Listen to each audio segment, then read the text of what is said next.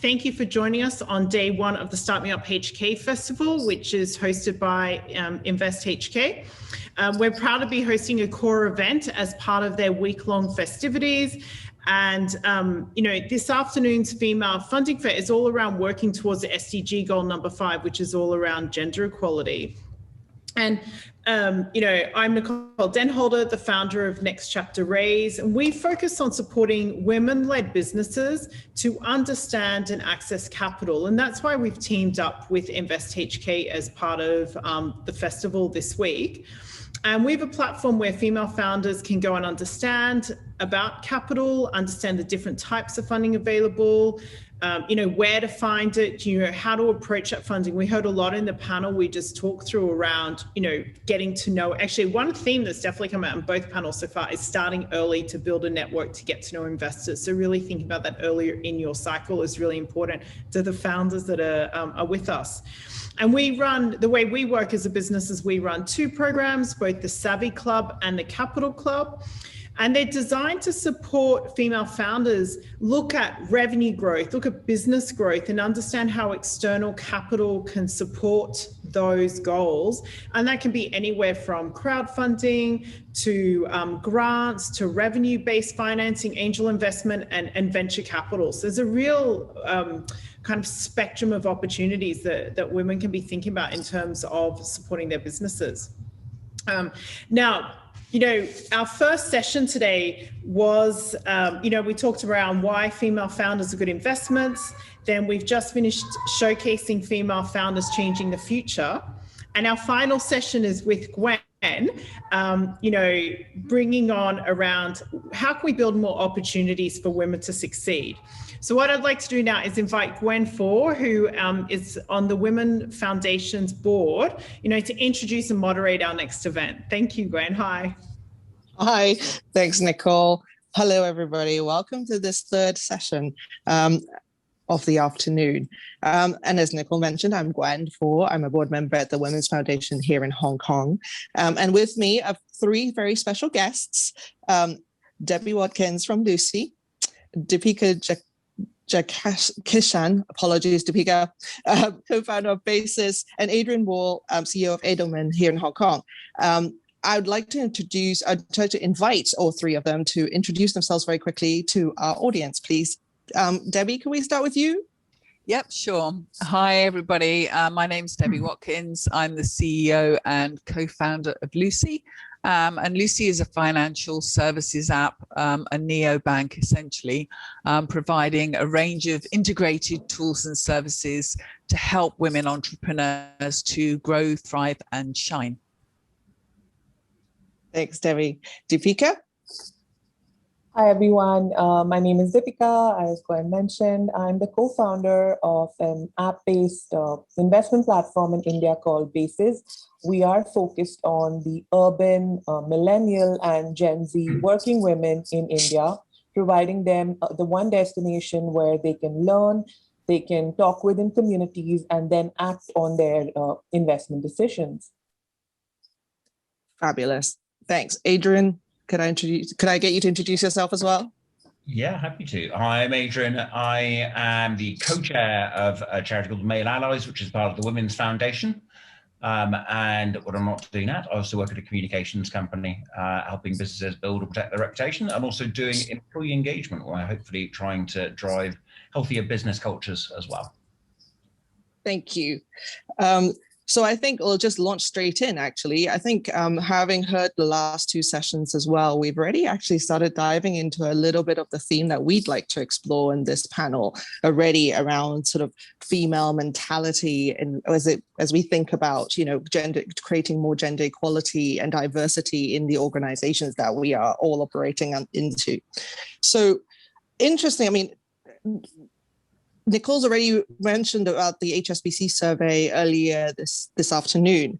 One of the stats that spoke to me was, they found that 1 in 3 women surveyed in Hong Kong plan to launch a business, and that's compared to 1 in 4 in the UK, Australia, and 1/4 of the people surveyed had already done so. That's a great great statistic for, women founders in Hong Kong. However, I mean, obviously the survey also talked about, female entrepreneurs in Hong Kong are most likely to be denied funding following investment pitches, which is 18% higher than the global average, and that it takes 9.7 months on average to raise capital, which is actually the longest time amongst our peers in Asia. Now, Debbie, if I could turn to you first, with your experience in supporting female entrepreneurs, in Southeast Asia throughout your career, and, what do female entrepreneurs need from our environment right now? So compared to, our female founders talking about their personal journeys just now, from an ecosystem perspective, what do we need, especially as we emerge from COVID? And also, in fact, what are some of these factors that actually encouraged you to start Lucy? If you could share with us, that would be great. Yeah, well, there are quite a number of issues, some of which I think are quite universal, right? And so, we kind of obviously, I'm repeating for people, I'm sure, saying, that women entrepreneurs given the same opportunities as their male counterparts tend to statistically be more successful. And yet, as you quite rightly mentioned as well, I think we've seen everywhere that female entrepreneurs tend to get less access to funding. I did read a sort of interesting article not so long ago that was saying that when VCs are questioning women entrepreneurs, they tend to actually come in from a negative standpoint of like trying to find holes in things, whereas when they're talking to males, they're actually sort of talking about the potential positive outcomes. So, and, I think what's kind of interesting is that this replicates a lot of other things that have been there since we turned 14, probably, and we stopped thinking that the world was our oyster and there for the taking, right? It's that little drip, drip, drip, drip, drip thing that's constantly in there about you're not good enough and you're not going to make it. And one of my favorite articles is from the Harvard Business Review about why do so many incompetent males become leaders. I don't know if you've seen that, but it really touches on the fact that a lot of people tend to confuse competence with confidence. And that people tend to kind of trust more that like somebody who's confident is more likely to be successful than someone who's competent. And I think that's a kind of constant thing, because what do we have, right, is this kind of whole imposter syndrome thing going on all the time, because it's just been there all the time of being spoken down to, the one in the meeting that's asked to make the coffee despite being the senior person there because you're the only woman, etc. And I think this is a big challenge that we've actually seen. And although our focus is on like financial services and making those financial services very tailored to particular market segments' needs rather than trying to be one size fits all, which is of course extremely important, right? Because banks tend to say, well, here's a loan and this is your schedule and take it or leave it. Yeah. So people take it even though it doesn't fit their cash flow. And we've seen cases of people borrowing from loan sharks to pay the bank loan, right? Which is just crazy.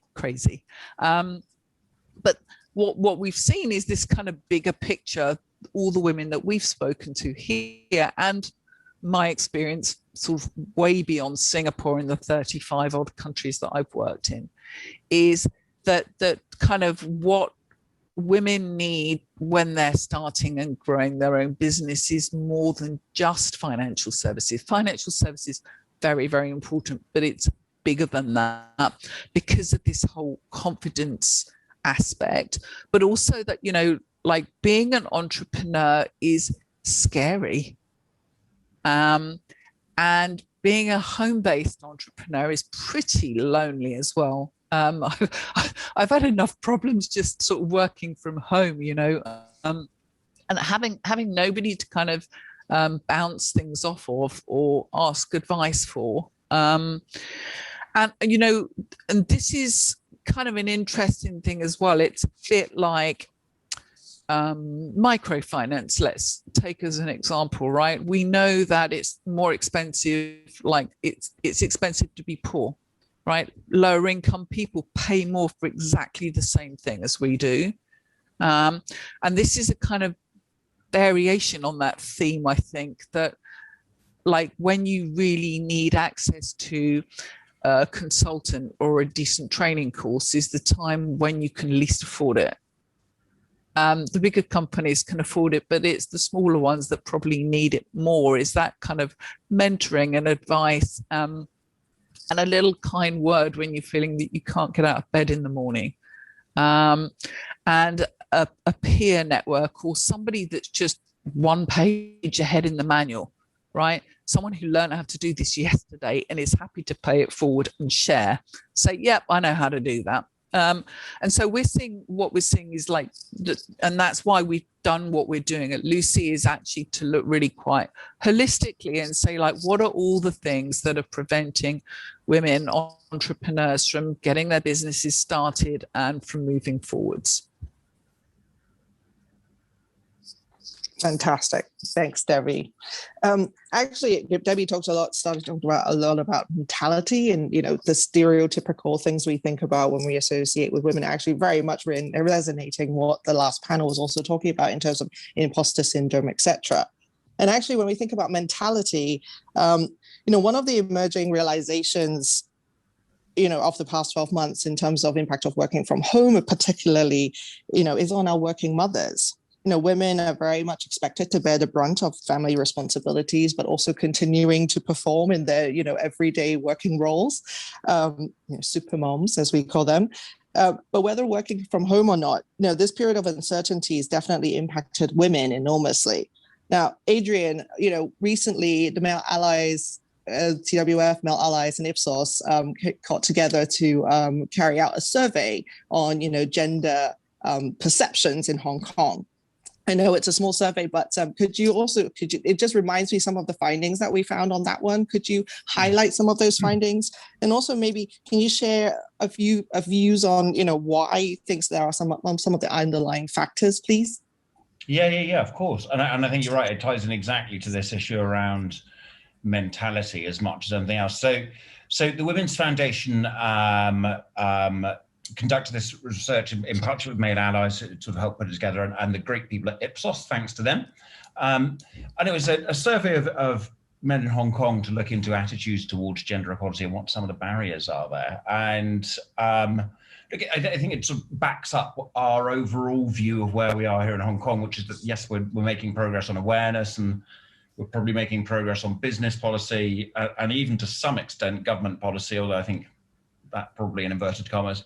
The issue is that cultural change is happening far too slowly, which is the same everywhere. And, you know, for much as we might be doing some sensible things to change business policy, it's not really going to matter if people don't take advantage of those business policies because culture hasn't shifted. And you can see that in these ingrained attitudes that you get from all the men that we're surveying. A lot of positivity, but mixed within that, you see hidden really a lot of the stereotypes that we're dealing with. 42% of men think that families will suffer if more women are at work. It's a pretty staggering statistic, right? 42% think that families will suffer if more women are at work. 1 in 4 men in this survey think that they face more gender inequality at work than women, which is mind-boggling, really. And I think it comes to this, if you strip this down, right, you can't look at that survey and say people are wrong, because people can't be wrong. It's an opinion survey. It's their opinions. They're justified to them. But why do people feel and think that way? And I think it comes down to this misperception that it's a zero-sum game, that a woman getting a job over here means a man not getting a job over there, which of course is not true. But if you scratch away at that, there's a deeper problem. I think we can all see that the zero-sum game argument is not true when you look at it at a societal scale, or when you look at it for a business over a period of time. But when we rationally look at this in a shorter term and a more personal way, it's very hard to get around that perception of zero-sum game. So on a basic level, if I'm running a business, if I'm told I need to change the makeup of my leadership team from currently 10% female to 50% female, that immediately rings of lots of cost and lots of risk and lots of downside to business. And seeing the longer term benefit is very, very hard. Ditto for a lot of men in this survey. I'm sure they're feeling the same thing when they look at it personally. You know, if you're told that you need to be doing a great deal more at home and being more supportive to your wife so that your wife or your partner can go out and work, that to you seems just like a whole lot of extra work, because it's not like your job is going to say, yeah, great, we'll pay you the same for doing a bit less work. It's just, that's not going to happen. Now, all of that can change, right? And to your point there, and fantastic, excellent point you brought up there. We all thought the same about remote working about a year and a half ago. That can't work. No one will be able to do it. We can't trust people to do it. Business will fall apart. And yet here we are, happily managing with it. And indeed, many businesses are finding themselves better off with it. So I think this change is possible, but it's very, very, very hard to get around that initial moment of change, to get people to realize what they can do versus what all the barriers are actually there. So I think that's, that remains for me the biggest problem that we've got. It's changing perceptions. And specifically, of course, I'm biased being involved with male allies, but I think it's mainly about changing the perceptions of men. Absolutely agreed. Thanks, Adrian. And I think, the other side of the coin, actually, as we look into sort of factors behind, mentalities and, into how to make people change their behaviors. Deepika, I'd like to bring you into the conversation on this one, because I think the other side of the coin for us in terms of female empowerment and thinking about how to bring more diversity is females' own mentality to do with finance. We've 2019 UBS also did a survey, and they found that amongst their married survey participants, 71% of the women defer financial decisions to their spouses. Now, it's a stark statistic, but actually it's not surprising, unfortunately. Personally, I've sat through many sort of female financial literacy, talks and roundtables in terms of how can we all, manage our finances better. And one of the first questions everybody says is, I didn't even realize it was my problem, which is really interesting. So absolutely, from your work, could you share with us, your experience and why, this is the case, and how can we actually support women better together? Thanks. Sure. I think when we were discussing this the other day, right? I think there's an Ellevest research as well that says that 60% of women they talk to would rather talk about their own death than talk about money, right?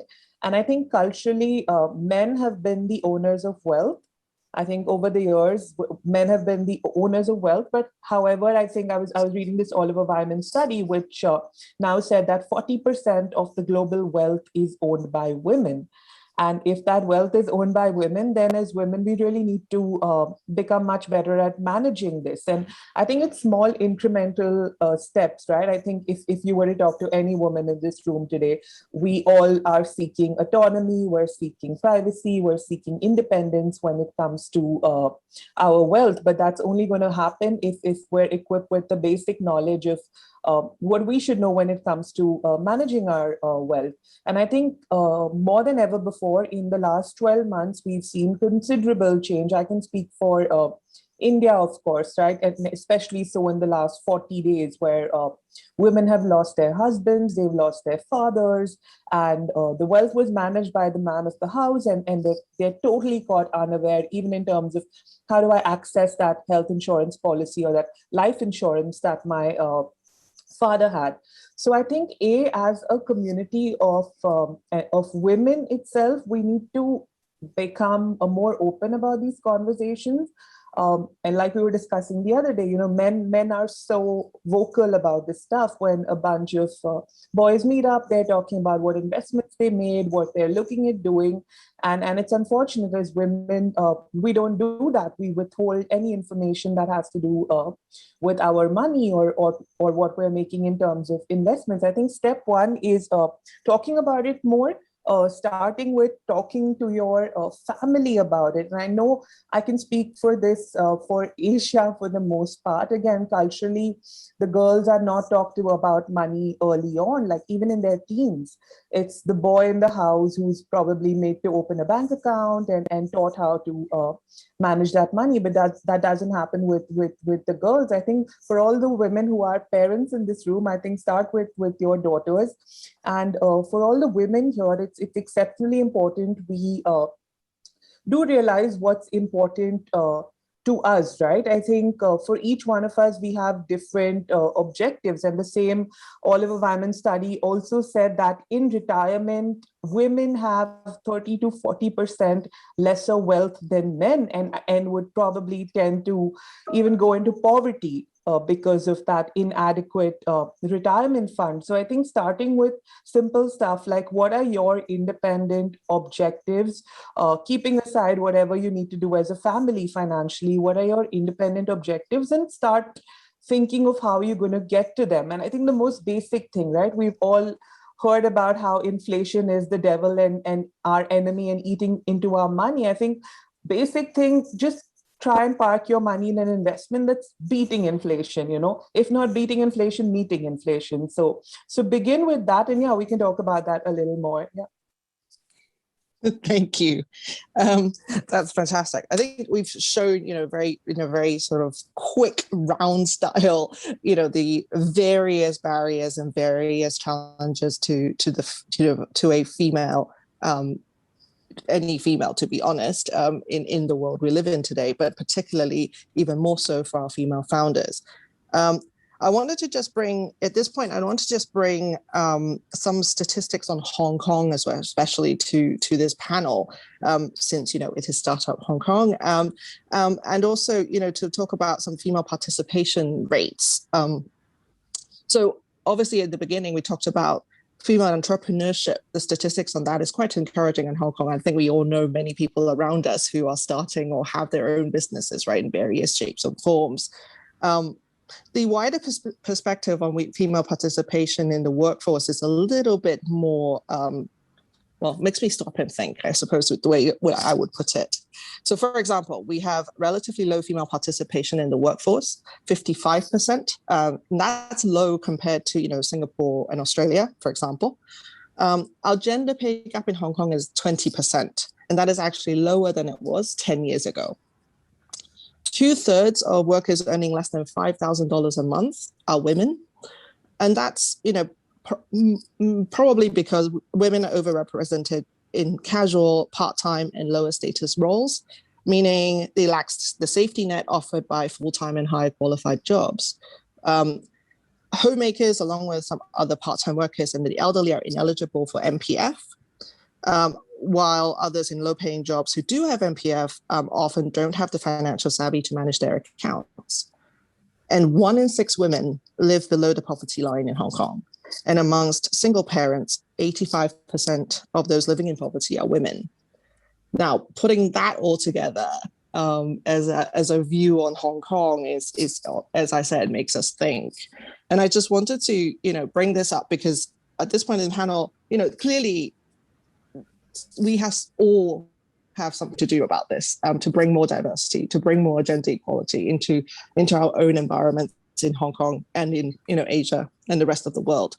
Now, from the perspective of growing, all of your businesses on our panelists here, and that's what a lot of the people in our audience are looking to do to continue to scale up and grow. What advice would you give to them to encourage more female participation? Debbie, could I turn to you first? Is there something systemic, as a society, as an environment, we can all help to garner more encouragement for women? Are we talking about women as our own employees or as customers? I think both. Sorry, I'm being greedy. It's all right. Yeah. Well, I think, yes, and it's kind of going back a little bit about what I was saying before. I think is really recognizing, certainly from the point of view of encouraging or helping female entrepreneurs to actually really get started and to kind of grow.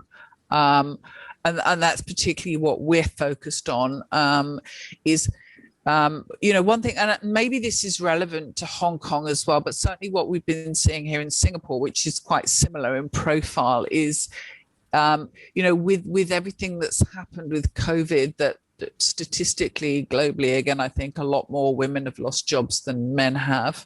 Mm-hmm. And, there's been this kind of explosion in new business registrations. I think it was like 40% or something in Europe, right? It was huge. But what's happened, of course, is there's been this massive shift as well from women who had this stable, if somewhat maybe boring or menial job, right, into now kind of this dynamic life of being an entrepreneur.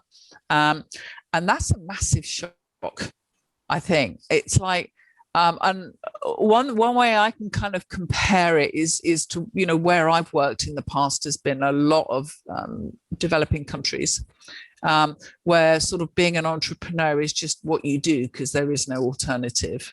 And so it's something that people have just, you know, this whole pivot thing that everyone talks about, right? It's something that's just been a way of life for people since forever, because there's nothing to fall back on. There's no social security, etc. Right? So pivoting is just a fact of life, and being tenacious and scrabbling to keep your head above water is a way of life. Whereas this is something that's like not a way of life for people who've had formal employment for most of their lifetime, right? So if we're talking about systemic, and that's kind of going back a little bit, I guess, to what I was saying before, is approaches to helping people to navigate, I guess, what's almost like a culture shock kind of thing, really. Yeah, it's kind of moving from being an employee to being an entrepreneur. Big shock.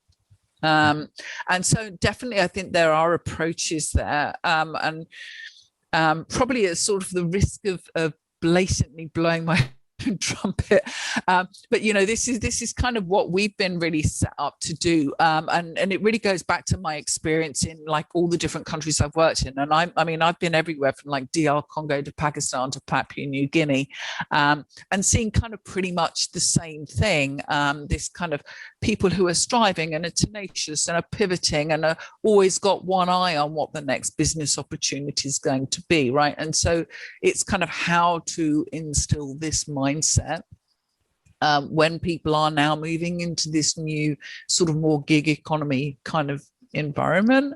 And so, you know, say we've kind of recognized that there's sort of key to this is combining financial and non-financial services, and that's been done in other countries, predominantly kind of microfinance area, but it really is like 1 + 1 is 11 and not 2. Yeah, because the kind of the sort of whole is much greater than the sum of its parts. If you can put both of these things together and make them, number one, affordable, going back to what I was saying before about not being able to afford consultants, right? Accessible, so they're kind of available to everybody, whether they're working from home, whether they're running some little shop in the rural Philippines or whatever, right? And relevant.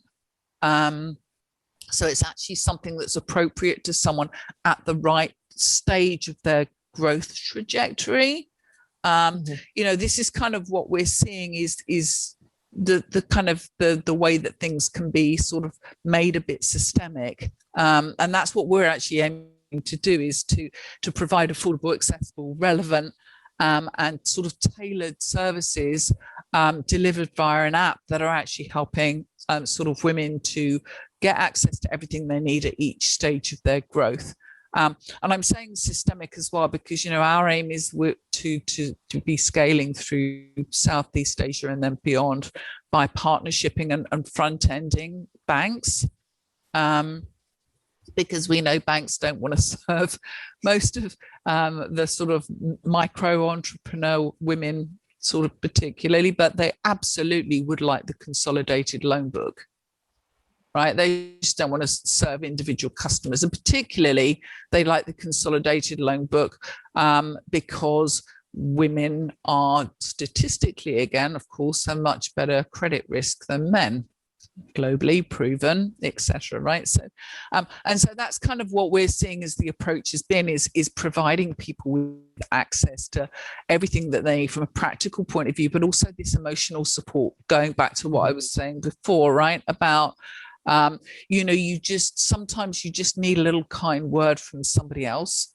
I think Sarah Blakely does this really well. You know, the CEO of Spanx, she's kind of really open in saying, today I didn't want to get out of bed, and I just put my head under the duvet, and then I gave myself a bit of a talking to, and I got out there and did it, right? And it's this kind of thing, and people going, wow, she feels like that and can get on with it, you know, so can I. And so that's kind of what we're looking at, is kind of having this as a sort of support space as well, in addition to be banking, right? And I think that is a way that kind of growth can, from a serving female entrepreneurs, can be sort of made a bit more systemic. Love it. Thank you, Debbie. I mean, I think what you're saying very much resonates with all of us. Having, seen many groups of women come together, whether through TWF in Hong Kong or, in other places in the world, and to try and support each other, because I think as women, that's what we value the most, which is the sitting together, wine or tea, and, talking through, whatever challenges it is, and especially in this, financial funding space. And that obviously is what Nicole's been doing, et cetera, and it's so relevant. But I love that you guys are actually making it into, a platform, which means it's going to be more cross jurisdiction, and it's going to be really exciting. So thank you for that. But to bring this on to to continue this conversation, Deepika, I think for corporate women, as Debbie says, pivoting to entrepreneurship, what should they have in place financially before they even make the change? Could you share a little bit on that, on the stuff that you've seen? Yeah, absolutely. I think for corporate women making this whole shift towards entrepreneurship, and I did this like 2 years ago, and the first thing I did was keep aside funds for at least 12 months. So whatever my monthly expenses were, say it's $2,000 a month. So first step, even before beginning my entrepreneurship journey, was 9 months prior to that, I stopped spending on everything that I didn't need and kept aside that 12 months worth of fun, because if shit hits the roof, I know I have that money accessible. And even though I'm married, of course, my husband's doing well, he can take care of me, but you don't want that, right? And it does come in way of your relationship at some point. And other than that, I think even in corporates, you're provided many perks, right? Most importantly, I think your healthcare is covered for the most part, and any cost related to it. But when you move on to this entrepreneurial journey, you're on your own. So first things first, also look into a comprehensive health insurance, most importantly. So you've taken care of funds in case things go wrong. You've taken care of insurance, which if you need to pull out of your savings, they can really dent a family's entire finances, right? And you don't want that. I think these are two primary things to keep in mind. And even before you jump ship into this entrepreneurial journey, I think it's important to start networking much before that, because I've noticed what women do is when I start a business, then I'll try to start networking, but people don't know you, and it can get really hard, especially so for fundraise, etc. Right? You're proving yourself from scratch, and we've noticed that happen where women haven't created this a space for themselves, haven't created this visibility, which you need to really work on 6 to 12 months even before getting into a business of your own, because it's much tougher for women. And literally, when we're in the middle of a fundraise, sometimes we have in India, it's a small ecosystem in VCs and both founders. So sometimes we have founders tell us that we're both women co-founders. Hey, can you pitch XYZ dude? Because he did it like this and he got that fund. Maybe you should learn from him to pitch. So I think it's things like these as well, which are difficult for women. So you can't prepare for everything. But I think in terms of finances, this basic stuff, and I think that confidence building should also start happening, the non-financial bit, because it can get really hard. Because we have days when we're weeping at the end of the day, this VC said no to us, and and this whole imposter syndrome and all of that stuff, right? But yeah, if you're starting preparing for this earlier, you won't feel so bad. So I would follow on the next question, actually, Deepika. So, the other question is, as you were talking about building your confidence, what are some 3 maybe easiest low-hanging fruits actions that women can take to improve their financial confidence, or even confidence in general? Yeah, because I'm thinking, women have multiple roles, and you spend your time juggling all these things, and we keep talking about being prepared and getting out there early and all these sorts of things. But honestly, where do you find time even in a day, right? So, to build your confidence and also everything else. So what would be the 3 easiest things that people can start doing? So I think to start with, Gwen, I think it's as easy as setting a some time on your calendar for your finances, even if it's 30 minutes a week, like you would make sure you're attending your kids' PTA meeting, or you would make sure you're there for that doctor's appointment. This is an appointment with yourself about your money, right? And exactly what you said, where there is so much information, I think there's excess information available when it comes to finance. But as we're doing with Bases, where we've kept in mind this working professional who's juggling many things, her work, managing a home, especially so for the last 1 year, how can she learn a new financial concept in 10 minutes?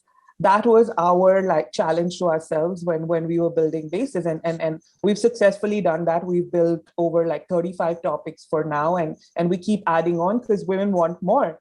Once they start learning the basics, they're like, hey, how do I get to an expert level? So we're creating that. I'm sure there are several platforms globally, and I'm sure in Asia as well, where you can lean on this women only space. And I would say to build your confidence, to start with, lean on a woman only space. It could happen, and it does happen in conversations with men. We're talked down. We're not confident about asking a question because we may sound stupid. So if you don't want to get into that, dive into that, start with these communities. And I'm sure there are some on Facebook or other platforms where women talk money. I think there's a community on Facebook called Fire as well. So you can join that. Start talking about money in a very simple manner. Set aside that 30 minutes of time to check on your finances. Even I do that, I don't do it every week, but once a month. Okay, where am I at? Am I doing okay this month? How does next month look for me? I think that's incredibly important to do. And you will have to lean on platforms that curate information for you, right? This information is very heavy for the most part. It's content is built for men. And we did talk about this earlier, and for those who are here and want to start investing, and I think as women, we're much better risk takers, and one part of it is also biological. There is very less testosterone, so we don't get that thrill by making unnecessary investments. So I would recommend this book called Warren Buffett Invest Like a Girl. So while the title might sound sexist, when you read it, you would realize that who everyone claims to be is the world's best investor. All his attributes of investing are like a woman. So I think we don't give ourselves enough credit as we should, but prioritize yourself, prioritize your wealth. I know there's so much conversation about mental health, right? Especially so in the last 14 months, mental health, or your physical health, you're making sure you're working out, you're doing some brain games, but what about your money? So there's mental health, physical health, your financial health also needs those quick check-ins. So yeah, make sure you're doing that. Thank you. Actually, related to this, we had a question on our chat. So one of the key problem women has is regards to the high sensitivity to emotions, especially market movement, i.e. many of us panic and make the mistake of selling low and buying high, or watch the wrong YouTube video advice. How can we be more confident in taking risks smartly to drive higher financial growth? Alison, I would say that you start working with a financial advisor. I do that myself because I'm kept in check.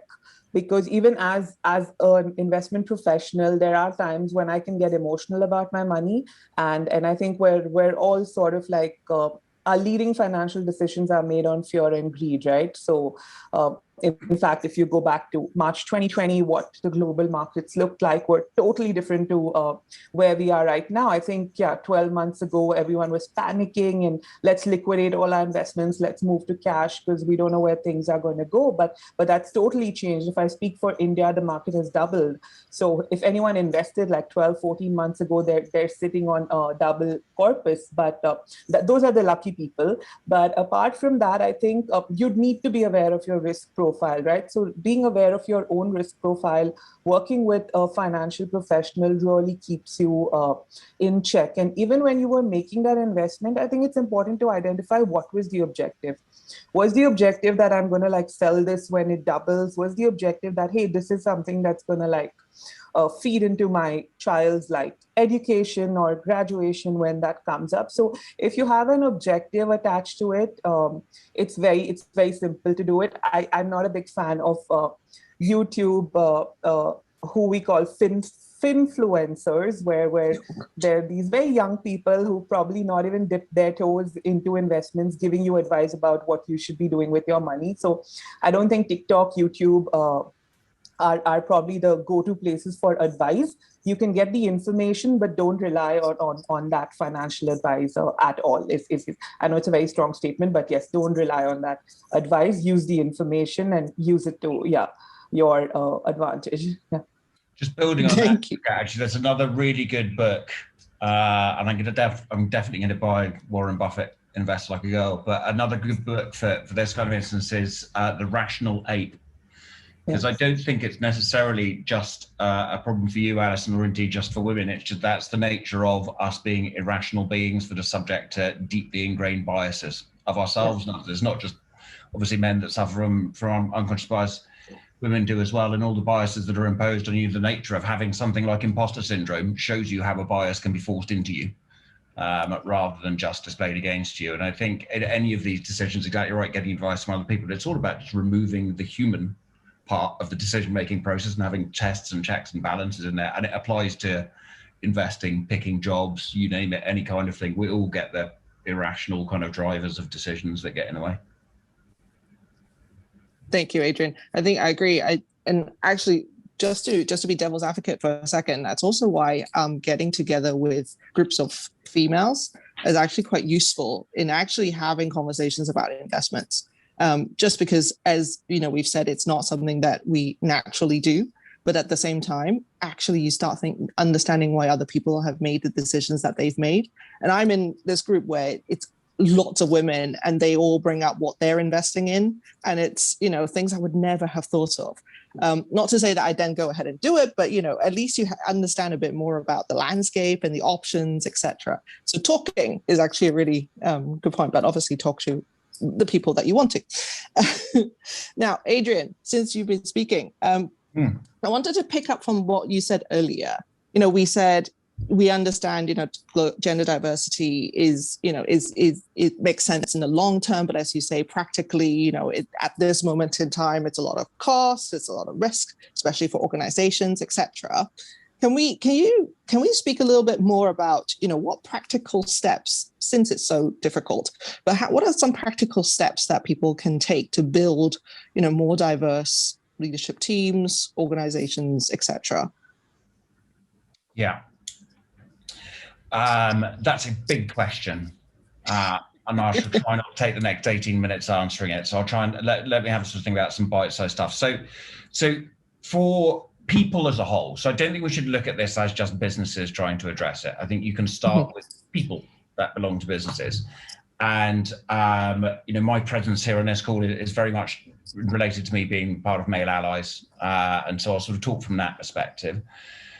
What we encourage people to do as part of Male Allies is sort of listen, learn, and act. It's finding out what you don't know, learning a bit more, and then taking action on it. And I think we look at that in three circles. It's what you can do to change and improve yourself, what you can do to change and improve your family and friends, and then what you can do to change work.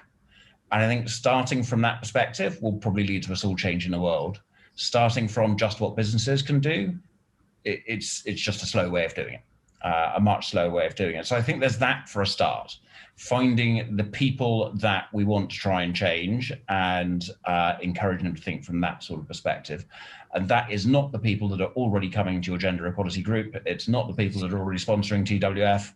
It's the rest that really need to be captured in there. I think there's lots of little easy things that businesses can do that will start tapping them into the right places. Teaming up with TWF in Hong Kong, because I think they're, you know, the absolute best show in town, and I think they've got such a range of programs that anyone can get involved in. But there are lots of other NGOs or interest groups as well. And in broader equality terms, there are lots of other NGOs that are worth tapping into.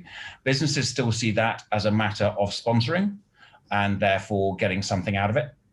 And often see it as publicity, and I think it shouldn't be that. I think if you tap into those programs and get your people tapped into those programs, you learn and you access a network of other people, you spread the word, you create change. So I think getting involved there is a very important thing. I think getting the right people involved in change, and specifically, again, that's getting men involved, I think is really important. We tend to look at our business and say, right, we've got an issue, we've not got enough women at a senior level, or we don't have enough people over a certain age, we don't have enough disabled workers, and we say, right, we'll give it to the person that belongs to the TWF, or we'll give it to that person because I know they're gay, or we'll give it to the person that's in a wheelchair. It's just not going to work. And I think much as we structure our worlds and NGOs based around very sort of narrow areas of expertise, that's important. That's because it's our specialism. When it goes into a business, I think we need to shift this away from being a gender equality movement, an LGBTQ movement, et cetera, just being about human kindness and fairness and efficiency and building a better world. So I think that kind of leads into some of my much bigger picture answers, which is we've got to shift away from talking about this in such negative terms, and we have to try and make it a positive.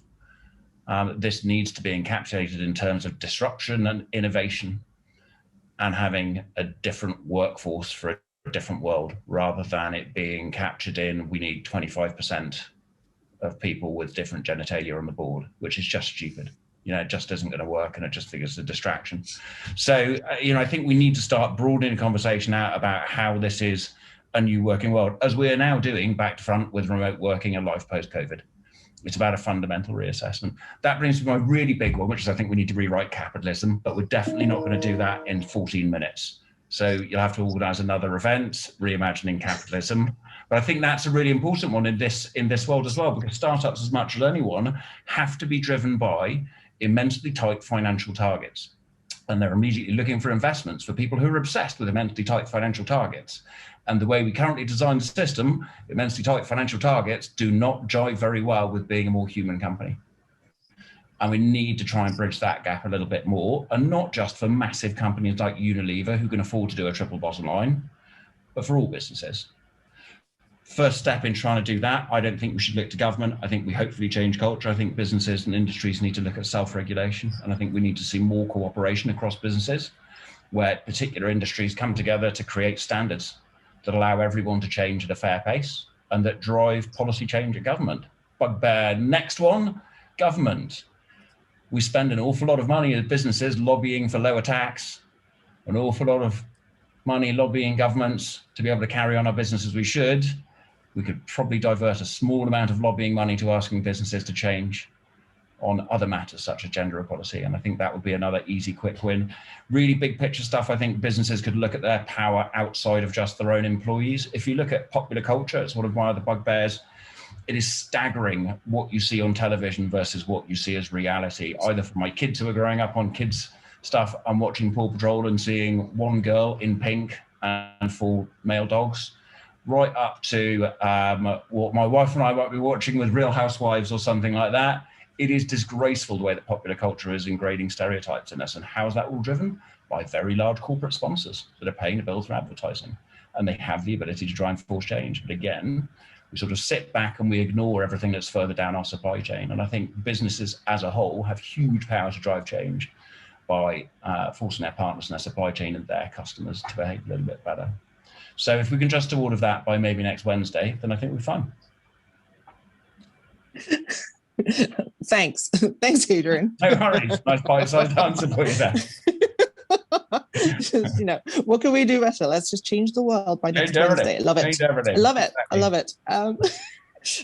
I think that's, you've hit a lot of nails on the head. I think as we have seen, with so many, as Debbie talked about, the entrepreneur growth, even, because as people have come out of COVID or even before COVID, that just the way the world is working, the world of work isn't working for them, right? And decided to do their own thing because they need something that works. I think we're seeing that not just from a gender equality perspective, but I think for all hosts of equality perspectives, right? So I think absolutely it's very much in the theme of Startup Hong Kong this week. How can we all do our bit to change the ecosystem to a little bit more friendly or a little bit more human? But from if you are in a team, of many people, and I know, a lot of people have conversations about as we emerge from COVID or even during COVID, how do we get in touch with our teams? How do we bond? How do we build our community? And very much like you said earlier, it's about listening and about understanding issues. It could be on anything. It doesn't have to be on gender equality. But genuinely, people have a lot of issues that they're trying to solve. And being a team together, working collaboratively is, some way to help that. So I think, as you said, a lot of these themes I agree with.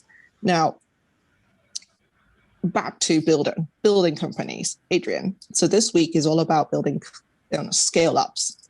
So you've talked about very big picture, you've talked about small steps, but how do companies build diversity into their culture?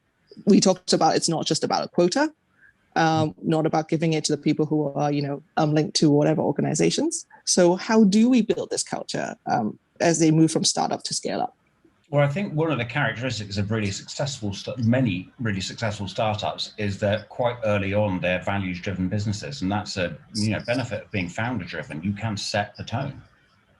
The risk, of course, is that a tone being set too long by a founder falls subject to the biases and imperfections of that individual, which we all have. So how you transition from being values-driven, founder-owned, to being co-owned by investors and maintain that value system is really the key. But I think starting off with a value system is the important thing. And it's not about quotas. The quotas are an output, they're a result. If you set that as the goal, you will not achieve what you need to do. It's the change, the positive answer will come from having the right culture. It's about having the right system of values, which then affects people's behaviors every day. And setting that up is, in culture building terms, it's about having the right values that are on display, symbols of those particular values, well-trained leadership that model those values in a behavior system, and then constant reinforcement and measurement against those particular values and the KPIs. If you create that ecosystem, you'll build a culture that's super healthy. And if you do it well from the start, you can build it to be not just resilient to change as you get investment on board, but actually attractive to investors. So you can actually create a culture that is both good and positive and human and nice for society and fair, but is actually an attractive proposition from a fiscal point of view for investors that are looking at you. It's not easy to do, though, otherwise we would all just do it tomorrow. I always like your timelines. I would say the last thing to add to that conversation would be also, as we are all aware, there's a lot more people looking for investments, with values these days. The ESG space obviously is huge. And that's coming through in all sorts of platforms and ways that people are looking for. So absolutely, it's something that we will want to build towards. Now, thank you so much for panelists, and thank you everybody for your comments on the chat. I think we're wrapping up in terms of this panel. So thank you all for participating, and have a great afternoon. Thank Nicole, you. back to you. Great. I just want to say thank you, Gwen, for moderating, and thank you to Debbie, Deepika, and Adrian for sharing your insights and time today. It was a really insightful panel, and I think you could see my video nodding a lot. And I had told you in advance I would be on mute and wouldn't be able to put my 2 cents in. So I have so much to say on this topic. So thank you for today. I would like to thank everyone that has joined us today, our panelists, our moderators. I'd like to thank our event supporters, including the Women's Foundation, the Women Entrepreneurs Network, AngelVest, Ladies Who Tech, La French Tech, Asia Society, and our media partner, Jumpstart. Also, thank you to InvestHK for putting on this week's festival. And, don't forget there's fabulous more events happening during the week. So go onto the InvestHK Start Me Up Festival website and sign up, because there's 4 more great days to go. And if you'd like to learn more about Next Chapter Raise, we're going to put our website link in the chat as well. But we're always happy to continue these conversations, because our business goal here is to support women on their fundraising journey and work towards gender equality, particularly in the funding space across all types of capital. So we've now ended our final panel for this afternoon's Female Funding Fair.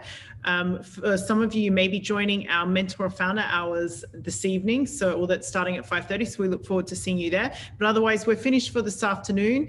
And we hope that you've learned quite a lot in terms of hearing success stories, different insights around female entrepreneurship, but also actions that you can take away. And even if they don't relate directly to you, maybe you can be sharing some of these actions with founders or organizations that you're working for, because what we're all trying to work towards here is a much more diverse society on a broad basis. So thank you all, and thank you very much for participating today. Bye-bye.